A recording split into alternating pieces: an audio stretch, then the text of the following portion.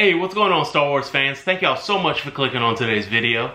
The Acolyte wrapped up 2-3 weeks ago, and while I know not everybody enjoyed it, I feel like there is one character that we all pretty much liked, and that's Qimir, or is it Qimir? But today we will be making his helmet from the show.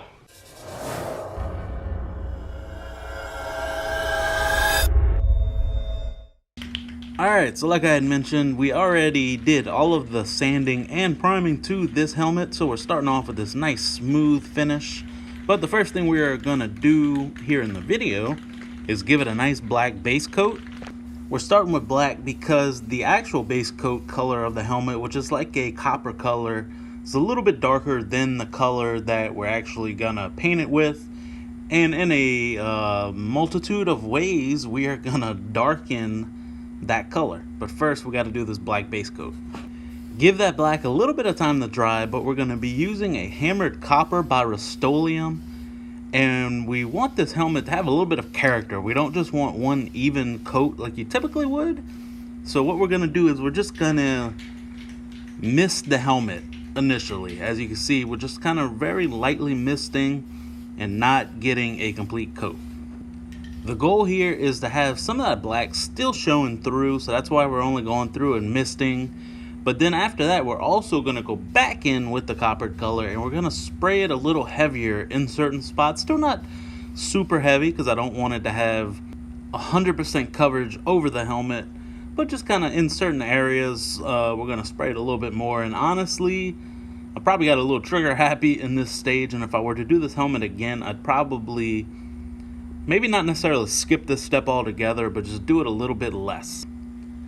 The next step to getting that darker finish that I wanted was using a black wash. This one was by Vallejo, but I did what I typically do, and I brushed it on, and then I let it sit, and then I went back with a paper towel after and removed, some of it, but I just wasn't getting the finish that I wanted.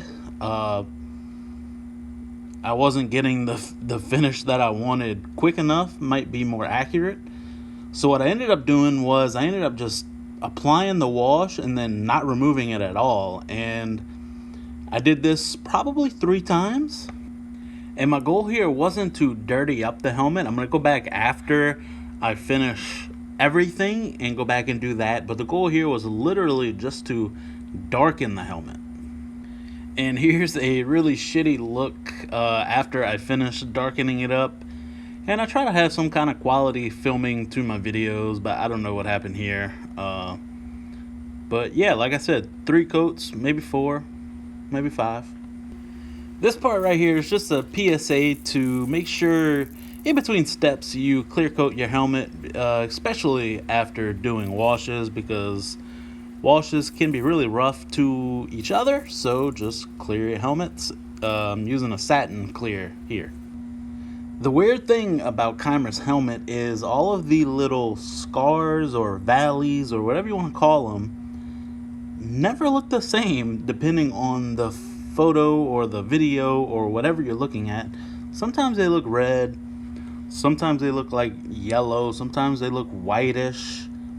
They're just always different, but I personally like the red look, so I went ahead and I mixed up a couple different shades of red. I had a rust in there, I had a dark red, I think I may have even mixed some brown, and I made almost like a glaze. And then I went around and just kind of liberally applied it all over the helmet, and kind of did so in a couple different ways, using a couple different paint brushes and a couple different methods of wiping it away in the areas that I needed to.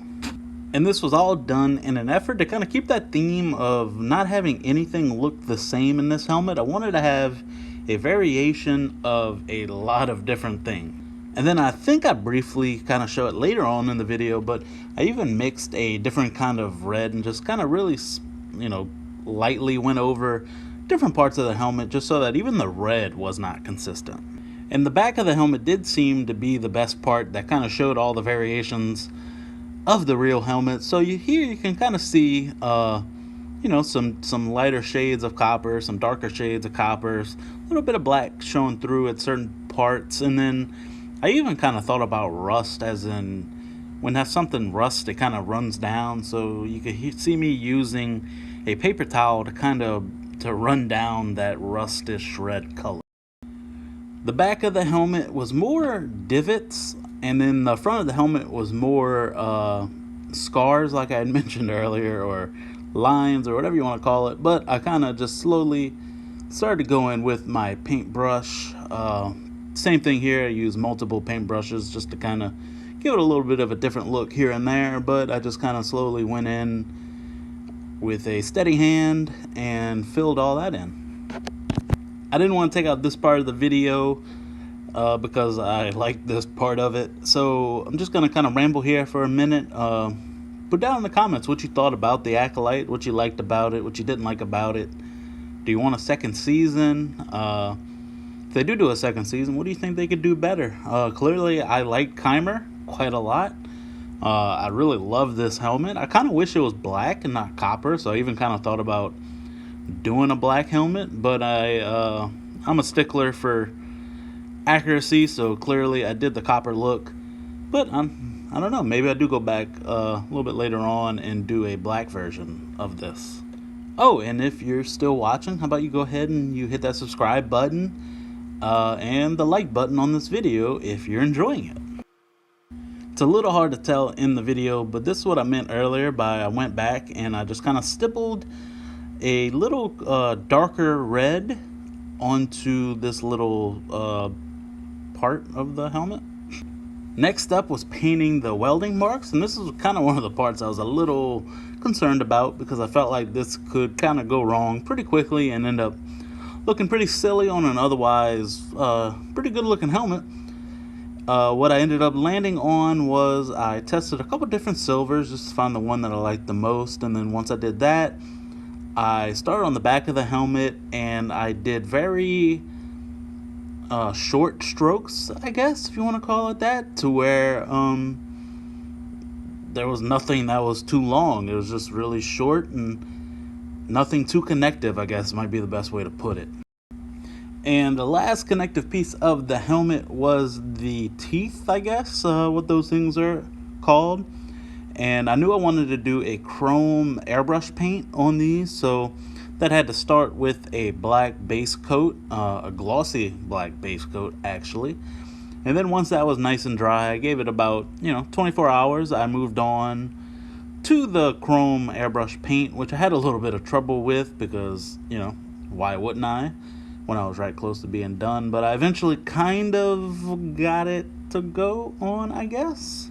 And then one of the last things I did, and it was a bit of a happy accident, was I took a different chrome paint and I kind of dry brushed over the teeth, and it kind of gave it a nice kind of weathered look. So I was happy with that. But after I glued all the teeth together, I went back with one more black wash, but this one I actually did remove, kind of like I was